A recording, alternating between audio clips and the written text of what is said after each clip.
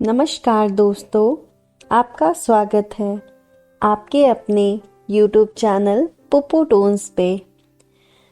तो चलिए आज की कहानी शुरू करते हैं।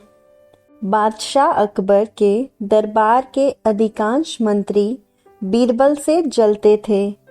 उन्हें बीरबल की अकबर से निकटता फूटी आंख नहीं सुहाती थी।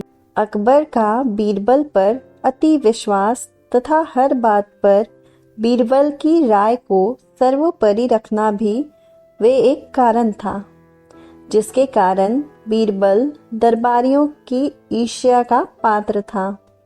दरबारी जानते थे कि बीरबल के रहते वे कभी बादशाह अकबर के प्रिय नहीं बन सकते। एक बार उन्होंने बीरबल को अपने रास्ते से हटाने की साजिश की।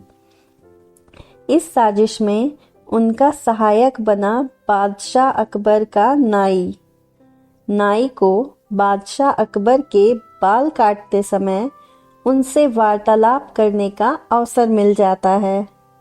एक दिन बाल काटते हुए वह अकबर से बोला, बादशाह सलामत, कल रात मैंने एक सपना देखा जिसमें आपके अब्बा हुजूर मुझे दिखाई दिए। अपने पिता की बात सुनकर अकबर भावुक हो गए। वे बहुत छोटे थे जब उनके पिता की मृत्यु हुई थी। भावुक होकर उन्होंने नाई से पूछा, अच्छा, कैसे लग रहे थे अब्बा हुजूर? अपनी बात में अकबर को रुचि लेते देख नाई ने अपनी चाल चल दी। वो ठीक तो लग रहे थे ना? वो ठीक लग रहे थे हुजूर। उन्होंने मुझसे कहा कि वे स्वर्ग में हैं और बहुत आराम से हैं। बस एक चीज़ की कमी है जो उन्हें खलती है। वह क्या? अकबर की उत्सुकता बढ़ने लगी। हुजूर, वहाँ उनका मनोरंजन करने वाला कोई नहीं है, इसलिए वे खुश नहीं रहते। स्वर्ग से जब भी वे बीरबल को आपको लतीफ़े सुनाते हुए देखते हैं तो सोचते हैं कि काश बीरबल उनके पास होता। उन्होंने आपके लिए पैगाम भिजवाया है कि बीरबल को उनके पास स्वर्ग भिजवा दिया जाए। बीरबल अकबर को अति प्रिय थे, लेकिन अपने पिता की इच्छा पूरी करने के लिए उन्होंने निर्णय लिया कि वे बीरबल को अपने पिता के पास स्वर्ग भेज देंगे। अगले दिन उन्होंने बीरबल को अपना फरमान सुना दिया। बीरबल अकबर का फरमान सुनकर हैरान रह गया। पूछने पर अकबर ने नाई के स्वप्न की बात बीरबल को बता दी। बीरबल को समझते तनिक भी देर ना लगी कि ये दरबारियों की उसके खिलाफ साजिश है और इस साजिश में नाई भी उनके साथ है। लेकिन अकबर के आदेश की अवहेलना करने का साहस उसमें नहीं था।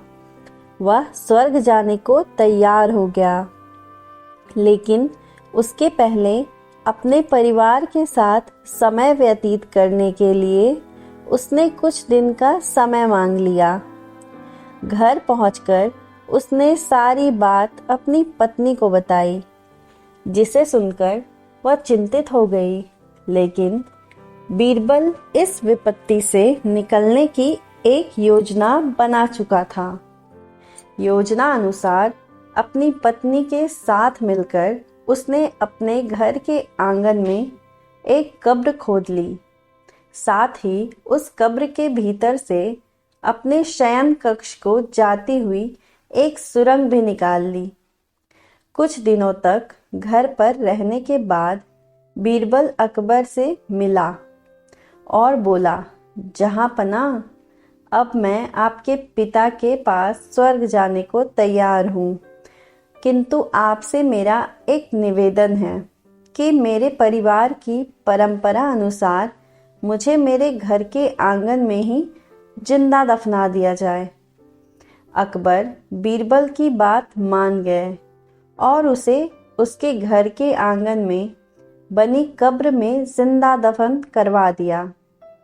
योजना अनुसार बीरबल कब्र से लगी सुरंग से होते हुए अपने घर आ गया। उसके बाद 2 महीनों तक वह घर पर ही छुप कर रहा। 2 महीने बाद वो अकबर के दरबार में पहुंचा। सारे दरबारी उसे देखकर हैरान थे। बीरबल के बाल और दाढ़ी बढ़ी हुई थी और वह बड़ा ही विचित्र नजर आ रहा था। उसे इस अवस्था में अपने सामने देख अकबर ने पूछा, बीरबल, तुम वापस आ गए? हमें बताओ, हमारे अब्बा हुजूर कैसे हैं? और तुमने अपनी ये कैसी हालत बना ली है? सब ठीक तो है? जी जहाँपनाह, स्वर्ग में सब ठीक है। मैं आपके पिताजी से मिला और उन्हें खूब सारे लतीफ़े सुनाकर उनका मनोरंजन भी किया। आपके पिता खुश भी बहुत हुए, लेकिन बीरबल ने कहना जारी रखा, स्वर्ग में नाई का ना होना एक बड़ी समस्या है। इसलिए तो मेरे बाल बढ़ गए हैं और दाढ़ी भी। आपके पिताजी के बालों और दाढ़ी की हालत तो मुझसे भी बुरी है। इसीलिए उन्होंने स्वर्ग में आपके नाई को भिजवा देने का पैगाम भेजा। इत्तेफाक से नाई भी उस दिन वहीं था।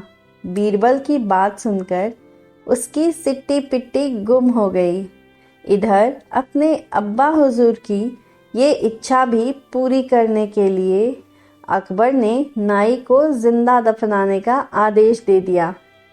ये आदेश सुनकर डर के मारे नाई अकबर के पैरों पर गिर पड़ा और बीरबल को फंसाने की योजना और उसमें शामिल मंत्रियों के बारे में अकबर को सब कुछ बता दिया।